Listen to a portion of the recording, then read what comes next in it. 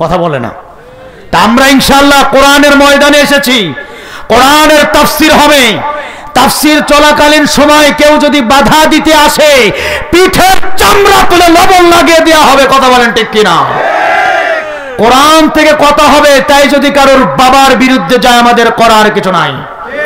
কোরআন থেকে কথা হবে, তাই যদি কারোর নেত্রীর বিরুদ্ধে যায় আমাদের করার কিছু নাই। কোরআন থেকে কথা হবে, তাই যদি কারোর আত্মীয় স্বজনের বিপক্ষে যায় আমাদের করার কিছু নাই। কোরআন থেকে কথা বলবো, রাজি আছেন ইনশাআল্লাহ? কারা কারা রাজি আছেন? নারে তাকবীর, নারে তাকবীর। আল কোরআনের আলো, কোরআন সুন্নাহর আলো। হাত নামান সকলে, বলে আমিন। আমার সম্মানিত ভাইয়েরা, আমার প্রিয় বাবাজিরা, তাহলে তেলাওয়াত করেছি সূরাটির নাম কি? সবাই তো আমরা পারি নাকি? আয়াত সংখ্যা হলো 11টি। কয়টা আয়াত আছে? এই সূরাটা সিরিয়াল অনুযায়ী হলো 93 নম্বর সূরা। কত নম্বর সূরা? মোটামুটি সূরা সম্পর্কে আমাদের ভালো ধারণা হয়ে যাবে। তাফসীরের নিয়ম হলো আয়াত তেলাওয়াত করতে হবে, অনুবাদ করতে হবে, শানে নজুল আলোচনা করতে হবে, ব্যাখ্যা বিশ্লেষণ করতে হবে। কি শিক্ষা আছে এই সূরাটির, এই সূরাটির ভিতরে, আয়াতের ভিতরে কি শিক্ষা আছে, এইভাবে যদি ধারাবাহিকতা বজায় রেখে আলোচনা করা যায়, তার নাম হলো তাফসীর। কথা বলেন ঠিক? এই সূরাটি নাজিল কেন হলো আমরা সংক্ষেপে আলোচনা করব। বুখারী শরীফের বর্ণনা, নবীজি সাল্লাল্লাহু আলাইহি ওয়াসাল্লাম এক রাত অথবা 2 রাত তাহাজ্জুদ নামাজ পড়ার জন্য ঘর থেকে বের হন নাই, বাহির হন নাই। এক মহিলা এসে আল্লাহ নবীকে বলছে, মুহাম্মদ, তোমার কাছে যে শয়তান আসতো, সেই শয়তানকে তো আর দেখি না, আর তুমি তাহাজ্জুদ নামাজ পড়ার জন্য ঘর থেকে বেরো হতে পারো না, তোমার আল্লাহ তোমাকে ভুলে গিয়েছে। নাউজুবিল্লাহ বলেন। আল্লাহ পাক রব্বুল আলামিন নবীজি সাল্লাল্লাহু আলাইহি ওয়াসাল্লামকে বিশ্রাম দেওয়ার জন্য, আরাম দেওয়ার জন্য কিছুদিন ওহী বন্ধ রেখেছিলেন। কোন কোন তাফসিরে এসেছে 12 দিন, কোন কোন তাফসিরে এসেছে 15 দিন, কোন কোন তাফসিরে এসেছে 25 দিন, 30 দিন, 40, 45 দিন পর্যন্ত। অর্থাৎ মূল কথা হলো কিছুদিন ওহী বন্ধ থাকার কারণে মক্কার আবু জাহেল, উতবা, শায়বা, ওলীদ ইবনে মুগীরা, উম্মে জামিল সহ সবাই সমালোচনা শুরু করে দিল যে মুহাম্মাদের কাছে যে শয়তান আসে, শয়তান আসে মানে আল্লাহ নবীর কাছে ওহী নিয়ে আসতেন কে? জিবরাইল আলাইহিস সালাতু ওয়াস সালাম। জিবরাইল আলাইহিস সালাতু ওয়াস সালামকে বলছে, শয়তান কি তোমার কাছে আসে না? বুঝে গেছি তোমার আল্লাহ তোমাকে ভুলে গিয়েছে। নাউজুবিল্লাহ বলেন। নবীজি সাল্লাল্লাহু আলাইহি ওয়াসাল্লামের মন খারাপ হয়ে গেল। মন খারাপ হয় কিনা? নবীজি সাল্লাল্লাহু আলাইহি ওয়াসাল্লামের মনটা খারাপ। আমার ভাইরা, আমার মোংলাবাসী ভাইরা, নবীজি সাল্লাল্লাহু আলাইহি ওয়াসাল্লামের মনটা খারাপ হওয়ার কারণে আল্লাহ রাব্বুল আলামিন আরশে আজিম থেকে ডাক দিলেন, ও জিবরাইল, কই জিবরাইল তুমি কই? তাড়াতাড়ি যাও, তাড়াতাড়ি যাও, আমার হাবিবের মনটা খারাপ, আমার নবীর মনটা ভালো না, চলে যাও। আমার নবীকে সান্ত্বনা দেওয়ার জন্য পবিত্র কালামের সূরা আদ-দুহা নিয়া আমার নবীর কাছে হাজির হও। আমার সম্মানিত ভাইরা, হযরত জিবরাইল আলাইহিস সালাতু ওয়াস সালাম হাজির হয়ে গেল। জিবরাইল আলাইহিস সালাতু ওয়াস সালাম নবীজি সাল্লাল্লাহু আলাইহি ওয়াসাল্লামের কাছে হাজির হয়ে বললে, ইয়া রাসূলুল্লাহ, ইয়া হাবিবাল্লাহ, নবীজি আপনি মন খারাপ করবেন না। আল্লাহ পাক রব্বুল আলামিন পবিত্র কালামের সূরা আদ-দুহা নাজিল করে আমাকে আল্লাহ পাক রব্বুল আলামিন পাঠাইছেন। সবাই আমার সঙ্গে পড়ুন, আদ-দুহা ওয়াল-লাইলি ইযা সাজা। আল্লাহু আকবার। আদ-দুহা। আমার সম্মানিত ভাইরা, জিবরাইল আলাইহিস সালাতু ওয়াস সালাম কোরআনের ওহী নিয়ে আসলেন। আল্লাহ পাক রব্বুল আলামিন কি বললেন এই সূরার ভিতরে?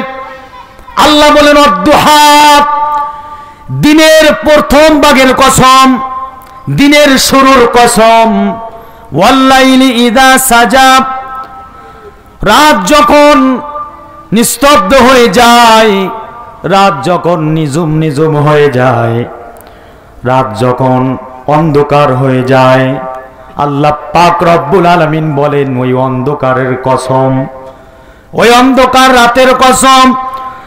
মা ওয়াদ্দাআকা রাব্বুকা ওয়া মা ক্বালা,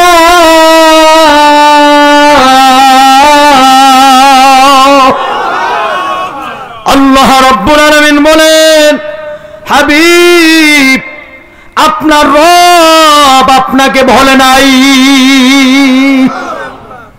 নবী, আল্লাহ পাক আপনার উপরে অখুশি নয়। নবী, ওই মক্কার আবু জাহেল, উতবা, শাইবা, ওলীদ ইবনে মুগীরা আপনাকে যতই যা বলুক না কেন, নবীজি আপনি মন খারাপ করবেন না। আল্লাহ রাব্বুল আলামিন দিনের শুরুর কসম খেয়ে, রাতের অন্ধকারের কসম খেয়ে আল্লাহ পাক বললেন, মা ওয়াদ্দাআকা রাব্বুকা ওয়া মা ক্বালা। আল্লাহ বলেন, বন্ধু টেনশন করার কারণ নাই, আল্লাহ আপনাকে ভোলে নাই, আল্লাহ আপনার উপরে অখুশি নয়। চিৎকার মেরে বলেন সুবহানাল্লাহ। যাদের হৃদয় আছে আল্লাহর ভয়, তারা কবু পথ ভুলে যায় না। সবাই আমার সাথে বলেন না, যাদের হৃদয় আছে আল্লাহর ভয়। একসাথে জোরে, আপনাদের কেমন যেন ঝিমুনি ভাব কেন আমি বুঝলাম না। যাদের হৃদয় আছে আল্লাহর ভয়, তারা কবু পথ ভুলে যায় না। আল্লাহর প্রেম ছাড়া এই দুনিয়ায় কারো কাছে কোনো কিছু চাই না। কথা বলেন ঠিক কিনা মুসলমান ভাইরা আমার? নবীজি সাল্লাল্লাহু আলাইহি ওয়াসাল্লামের মন খারাপ, আল্লাহর নবীর মন খারাপ, সান্ত্বনা দেওয়ার জন্য আয়াত নাজিল করলেন কে? দিনের শুরুর কসম, রাতের অন্ধকারের কসম খেয়ে আল্লাহ বললেন, বন্ধু আপনার উপরে আমি অখুশি নই। নবীজি আপনাকে আমি ভুলি নাই। এরপর আল্লাহ পাক রব্বুল আলামিন বলেন, ওয়ালাল আখিরাতু খায়রুল লাকা মিনাল উলা।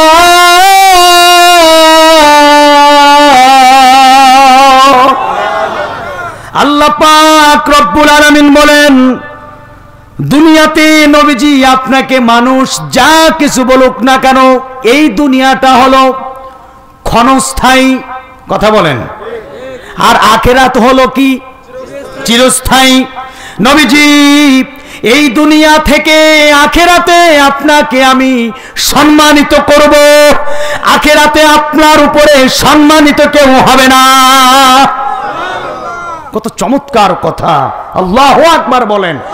আমার নবী তো দুনিয়ার জন্য, আমার নবী দুনিয়া পাওয়ার জন্য কষ্ট করে নাই, ঠিক কিনা? দুনিয়া হলো ক্ষণস্থায়ী। এই পৃথিবীতে আমরা চিরস্থায়ী কি থাকতে পারবো? যত ভালো খাবার খাই না কেন, যত ভালো ডাক্তার দিয়ে নিয়মিত আমরা চিকিৎসা করাই না কেন, ওই কবরে সবার যাওয়া লাগবে কি লাগবে না? রাতে বাড়িতে গিয়ে ঘুমাবো, যদি সকালে চোখ খুলতে পারি তাহলে হবে সকাল, আর যদি চোখ খুলতে না পারি হয়ে যাবে পরকাল। কথা বলে না, কথা বলে না। যদি আজকে তোমার মৃত্যু হয় কালকে থাকবে কোথায়? যদি কালকে তোমার মৃত্যু হয় পরশু থাকবে কোথায়? এসব কথা কখনো কি মনে করেছ? মনের খাতায় কখনো কি লিখে রেখেছ? আমার কলিজার ভাইরা, আজকে মাথার ঘাম পায়ে ফেলে টাকা উপার্জন করে নিজের বাড়িটা কত সুন্দর করে সাজায়, মার্বেল পাথর দিয়া বাথরুমটাকে গোসলখানাটাকে সাজায়, ভালো টাইলস দিয়া গোসলখানাটাকে সাজানো হয়েছে। বলেন তো, আপনি যদি কালকে মারা যান, যে গোসলখানাটা আপনি সুন্দর করে সাজালেন, গোসলখানাটা আপনি সুন্দর করে বানালেন, আপনি মারা গেলে কি কালকে ওই গোসলখানায় কি আপনাকে গোসল দিবে? দিবে নাকি ওই 500-600 টাকা দামের একটা চকি আর না হয় মসজিদের যেই পালকি, ওই পালকির উপরে শোয়া মশারি টানায়া গোসল দেয়া হবে? ঠিক কিনা মুসলমান? তাহলে দুনিয়ার জন্য কি জীবন যৌবন সময় নষ্ট করা যাবে? আজকে অনেকে আছে ইবাদত বন্দেগী সঠিক মতো করে না, নামাজ পড়ে না, কয় হুজুর এখনো বয়স হয় নাই, নামাজ পড়া ধরবানে আছে না নাই? কোরআন পড়া শিখে না। আমি ইমাম সাহেব বলতেছিলেন সুন্দর কথা, যে কোরআন শিখতে হবে, কোরআন শেখাতে হবে। যদি বলে কোরআন কেন পড়ো না, কয় হুজুর এখনো বয়স হয় নাই, কোরআন পড়া ধরবানে। অর্থাৎ কথা হলো, এই পৃথিবীতে চিরজীবন কেউ থাকতে পারে নাই, আমরাও থাকতে পারবো 80 বছর 100 বছর পরে এই যে আমাদের চেহারাগুলো, আমাদের ফেসগুলো আমাদের মধ্যে কিন্তু আর থাকবে না। থাকবে বাজান? কেউ আমরা থাকবো না। এখন যাদের বয়স 70-80 হয়ে গেছে, তাদের ঘন্টা যে কোনো সময়, তার হায়াতের কাটা যে কোনো সময় 12টার কাটায় চলে যেতে পারে, যে কোনো সময় আজরাইল চলে আসতে পারে। আমার সম্মানিত ভাইরা, এই জন্য এই দুনিয়ার কথা ভুলে গিয়া কোরআন হাদিস অনুযায়ী জীবনটা পরিচালনা করে ওই কবরের জন্য কিছু নেওয়া লাগবে কি লাগবে না? লাগবে না? কবরের কথা কি চিন্তা করেন? কবরের কথা চিন্তা কি কখনো করেন? কল্পনা কখনো করেছেন আপনি? আহা, কত আপন জনকে নিজের হাতে কবরে রাখতে গেলাম, কবরে মাটিটা ঠান্ডা। কল্পনা করেন তো, যে রাতের বেলা অনেকে দাফন করা হয় রাত 10টা 11টায় 12টায় দাফন করা হয় কিনা? আপনার কাছে কেউ থাকবে বসে? কেউ থাকবে না। আপনাকে নিয়ে যাবে, কবরে রেখে মাটি চাপা দিয়া দোয়া দরুদ পড়ে আপনাকে রেখে চলে আসবে। আমার মঙ্গলার ভাইরা, যুবক ভাইরা, এই পৃথিবীতে আমরা কেউ চিরজীবন থাকতে পারবো না। ওই অন্ধকার গহীন কবরে সকলের আমাদের যাওয়া লাগবে কি লাগবে না? আমার নবী, বিশ্ব নবী মুহাম্মদুর রাসূলুল্লাহ সাল্লাল্লাহু আলাইহি ওয়াসাল্লাম এই দুনিয়া আল্লাহর নবী চায় নাই। আল্লাহর নবীকে অপমানিত করেছে, লাঞ্ছিত করেছে। আমার নবীকে কত গালি দিয়েছে। আমার আল্লাহ সূরা দুহার ভিতরে আয়াত নাজিল করে জানাই দিলেন, বন্ধু, এই পৃথিবীতে আপনাকে যে যাই বলুক না কেন, এই পৃথিবী হলো ক্ষণস্থায়ী পৃথিবী। নবীজি, আপনি টেনশন করবেন না, মন খারাপ করবেন না। আপনি হলেন দুজাহানের কান্ডারি নবী। আখিরাতে আপনি হবেন সম্মানিত। আপনার উপরে আখিরাতে পরকালে কেউ সম্মানিত হবে না। ওয়ালাল আখিরাতু খায়রুল লাকা মিনাল উলা। এরপরে আল্লাহ বলেন, ওয়ালা সাওফা ইউতিকা রাব্বুকা ফাতারদা। আল্লাহ বলেন, হাবিব, আমি আপনাকে এত দিব, আমি আপনাকে এত দিব যে আপনি খুশি হয়ে যাবেন। ওয়ালা সাওফা ইউতিকা রাব্বুকা ফাতারদা। হাবিব নবী, আমি আপনাকে এত দিব, আপনি খুশি হবেন। সুবহানাল্লাহ। আমার সম্মানিত ভাইরা, নবীজি সাল্লাল্লাহু আলাইহি ওয়াসাল্লাম আল্লাহ পাক রব্বুল আলামিনের দরবারে কি চাইলেন, কি দিলেন আল্লাহ পাক নবীকে এক এক করে আপনাদের সামনে আমি বিস্তারিত আলোচনা করব। নবীজি সাল্লাল্লাহু আলাইহি ওয়াসাল্লাম মক্কি জিন্দেগিতে ইসলামের প্রাথমিক যুগে নবীজি সাল্লাল্লাহু আলাইহি ওয়াসাল্লাম গভীর রাতে আল্লাহ পাক রব্বুল আলামিনের কাছে দোয়া করতেছেন, আল্লাহ এই মক্কার ভিতরে দুইজন শক্তিশালী ব্যক্তি, একজন হলো আবু জাহেল আর একজন হলো হযরতে ওমর, ঠিক কিনা? একজনকে আবু জাহেল আর একজন হলো ওমর। আল্লাহ এই দুইজনের যে কোনো একজনকে তুমি ইসলামের জন্য কবুল করে নাও।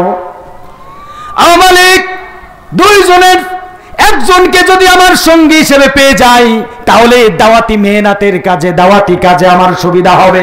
নামাজ কায়েমের আন্দোলনে, যাকাত কায়েমের আন্দোলনে, কালেমার দাওয়াত দেওয়ার আন্দোলনে, কোরআনের দাওয়াত দেওয়ার আন্দোলনে আল্লাহ আমার কাজটা সহজ হয়ে যাবে। আল্লাহ রাব্বুল আলামিন দোয়া কবুল করে নিলেন। নবীজি সাল্লাল্লাহু আলাইহি ওয়াসাল্লাম, আমার ভাইরা, নবীজি সাল্লাল্লাহু আলাইহি ওয়াসাল্লাম সাহাবায়ে কেরামদের কি সঙ্গে নিয়া দারুল আরকামে 11 জন সাহাবীকে নিয়া, কোথায়? দারুল আরকামে 11 জন সাহাবীকে নিয়া নবীজি সাল্লাল্লাহু আলাইহি ওয়াসাল্লাম বসে আছেন। হঠাৎ করে দুইজন সাহাবী তাকিয়ে দেখে হযরতে উমারে ফারুক রাদিয়াল্লাহু তাআলা আনহু একটা তরবারি হাতে নিয়া, নাঙ্গা তরবারি হাতে নিয়া দৌড়ায়া আসতেছে। সাহাবায়ে কেরাম দাঁড়িয়ে গেল, ইয়া রাসূলুল্লাহ, ইয়া হাবিবাল্লাহ, নবীজি আপনি এখানে থাকবেন না, নবীজি আপনি অন্যত্র চলে যান, আপনি এখনই আড়ালে চলে যান, কারণ ওমর আপনার মাথা আলাদা করার জন্য ঘুরে বেড়াচ্ছে, আপনাকে খুঁজতেছে। নবীজি আপনাকে যদি পেয়ে যায় আপনার মাথা আলাদা করে ফেলবে। নবীজি সাল্লাল্লাহু আলাইহি ওয়াসাল্লাম বলতেছেন, ও আমার সাহাবায়ে কেরাম, তোমরা থামো, খামোশ হও, তোমরা ওমরকে বাধা দিও না, তোমরা ওমরকে আসতে দাও।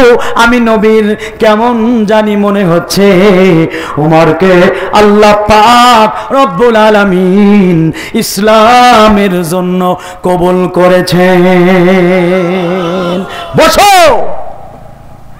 সাহাবায়ে কেরাম বসে গেলেন। হযরত ওমর ফারুক রাদিয়াল্লাহু তাআলা আল্লাহ নবীর দরবারে হাজির হয়ে গেল। নবীজি, ইয়া রাসূলুল্লাহ, ইয়া হাবিবাল্লাহ, নবীজি আমার ভুল হয়ে গিয়েছে, আমি আপনাকে চিনতে পারি নাই। তরবারিটা আল্লাহর নবীর পা মোবারকের কাছে রেখে দিলেন। আল্লাহু আকবার বলেন। কোথায় রাখলেন? পা মোবারকের কাছে রেখে বলেন, নবীজি, ইয়া রাসূলুল্লাহ, ইয়া হাবিবাল্লাহ, আপনার মাথা আলাদা করার জন্য বের হয়েছিলাম, কিন্তু নবীজি বোনের মুখে কোরআন তেলাওয়াত শুনে আমার ঈমানটা বেড়ে গেছে। নবীজি আপনি আমাকে আর দেরি করবেন না, নবীজি আপনি আমাকে পড়াই দেন কালেমা লা ইলাহা ইল্লাল্লাহু মুহাম্মাদুর রাসূলুল্লাহ। কোনো খালিক নেই তুমি ছাড়া, কোনো মালিক নেই তুমি ছাড়া, কোনো মাবুদ নেই তুমি ছাড়া, কোনো মাশুক নেই তুমি ছাড়া, এই জীবনে তোমার মতো আপনার কেহ নাই, এখানে ওখানে সবখানে শুধু তোমাকে খুঁজে বেড়াই, তোমার জিকির মন হয় ওটা লা ইলাহা ইল্লাল্লাহ। আমার কলিজার ভাইরা, আমার প্রিয় বাবাজিরা, হযরত ওমর ফারুক রাদিয়াল্লাহু তাআলা আনহু আল্লাহর নবীকে ডাক দিলেন, নবীজি আপনি আমাকে কালেমা পড়ায় দেন। নবীজি সাল্লাল্লাহু আলাইহি ওয়াসাল্লাম কালেমা পড়ায় দিলেন। হযরত ওমর ফারুক এবার আল্লাহর নবীকে বললেন, নবীজি আপনার কাছে আমার 3টা প্রশ্ন। জোরে বলুন, কয়টা প্রশ্ন? নবীজি আমার প্রথম নাম্বার প্রশ্ন, আপনি বলেন তো কোরআন সত্য কি সত্য না? নবীজি সাল্লাল্লাহু আলাইহি ওয়াসাল্লাম বললেন, ওমর কোরআন সত্য। আল্লাহর কোরআন বলে, যা লিকাল এই যুবক এই কোথায় যায়? আমি তো বুঝলাম না, স্বেচ্ছাসেবক কি পান খেতে দাও? বসো। এখনো তাফসির শুরু হলো না, উঠে হাঁটা দিচ্ছে। একজন যুবক উঠা যাবে না। বাটিয়ালি ওয়াজ আমরাও তো পারি না ভাইজান? কেসা কাহিনীর ওয়াজ পারি না? তাফসির একটু সময় না দিলে তো তাফসিরের মজা পাবে না। শুরু হয়েছে মজা ইনশাআল্লাহ, বলে আলহামদুলিল্লাহ। তাফসির কোরআন মাহফিল, তাফসির করতে চাচ্ছি আমি কথা বলছি যে আল্লাহ পাক রব্বুল আলামিন নবীজিকে বলেছে, নবীজি আমি আপনাকে এত দিব আপনি খুশি হয়ে যাবেন। কি দিলেন সেই আলোচনা। সুবহানাল্লাহ বলেন। হযরত উমর ফারুক রাদিয়াল্লাহু তাআলা আনহু আল্লাহর নবীকে বলছেন, নবীজি আপনার কাছে আমার 3টা প্রশ্ন। 1 নম্বর প্রশ্ন, নবীজি এই কোরআন সত্য কিনা?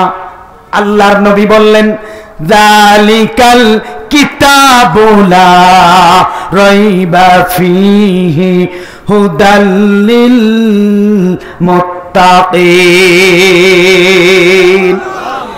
এটা এমন একটি কিতাব যেই কিতাবের ভিতরে কোনো সন্দেহ নাই। আল্লাহর কোরআনের ভিতরে কি কোনো সন্দেহ আছে? এ যুবক ভাইরা, আল্লাহর কোরআনের ভিতরে কি কোনো ভুল আছে? আল্লাহ বলে, তাবারাকাল্লাযী নাযালাল ফুরকানা আলা আবদিহি লিয়াকুনা লিল আলামিনা নাযীরা।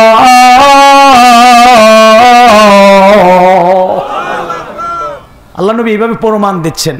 এরপরে আল্লাহ নবী বলেন, সূরা ইব্রাহিমের 1 নম্বর আয়াত আল্লাহ নবী তেলাওয়াত করলেন, লিতুখরিজান নাসা মিনাজ-যুলুমাতি ইলান নূর। আপনারা একটা জবাব দিবেন, এই যে আপনারা বসে আছেন এখানে, আল্লাহ পাকের কোরআনকে ভালোবেসে কথা বলেন, ঠিক কিনা? এ মুসলমান ভাইরা আমার, হযরত উমর অন্ধকারের পথ থেকে আলোর পথে আসলেন। হযরত উমর কুসংস্কারের পথ থেকে ইসলাম ধর্ম গ্রহণ করলেন, কিন্তু এই কোরআন শুনে, ঠিক কিনা? নবীজি সাল্লাল্লাহু আলাইহি ওয়াসাল্লামের উপরে আল্লাহ পাক রব্বুল আলামিন এমন এক সময় এই কোরআনকে নাজিল করলেন, সেই জাহিলিয়াতের যুগে। জাহিলিয়াতের যুগটা ছিল এমন ভয়ানক যুগ, যেই যুগে নিজের মায়ের সঙ্গে জিনা করাকেও তারা অপরাধ মনে করতো না। দেখ, নাউজুবিল্লাহ কয় না? মনে হয় আপনাদের ওয়াজ ভালো লাগছে না নাকি? ওই জাহিলিয়াতের যুগে যদি কন্যা সন্তান জন্ম নিত, ওই কন্যা সন্তানকে জীবিত তারা নিজের বাবা নিজের মেয়েটাকে পাথর চাপা দিয়া, মাটি চাপা দিয়া হত্যা করে ফেলতো। এই হত্যা করাকেও তারা অপরাধ মনে করতো না। নাউজুবিল্লাহ বলেন। আমার ভাইয়েরা, জিনা, ব্যভিচারী, অন্যায়, অপরাধ, চুরি, ডাকাতি, এমন কোন খারাপ কাজ নাই যা ওই জাহিলিয়াতের যুগে ছিল না। আমার কলিজার ভাইয়েরা, কলিজার যুবকেরা, সেই জাহিলিয়াতের যুগে আল্লাহ পাক রব্বুল আলামিন নবীজির উপরে কোরআন নাজিল করলেন। আমার নবী এই কোরআন মানুষের কাছে যখনই তেলাওয়াত শুরু করলেন, ভাই হাত দিন না, ঠিক আছে, এরকম ধর, কোরআন তেলাওয়াত শুরু করলেন। কোরআন তেলাওয়াত শুনে শুনে মানুষ যখন কালেমা পড়ে মুসলমান হতে লাগলো, আমার ভাইরা, আস্তে আস্তে মানুষগুলো সোনার মানুষ হতে লাগলো। আস্তে আস্তে মানুষগুলো আল্লাহর প্রিয় বান্দা হতে লাগলো। আল্লাহ নবীর সাহাবায়ে কিরাম বাড়তে লাগলো। আমার নবী বললেন, আমার যুগ হলো সর্বশ্রেষ্ঠ যুগ।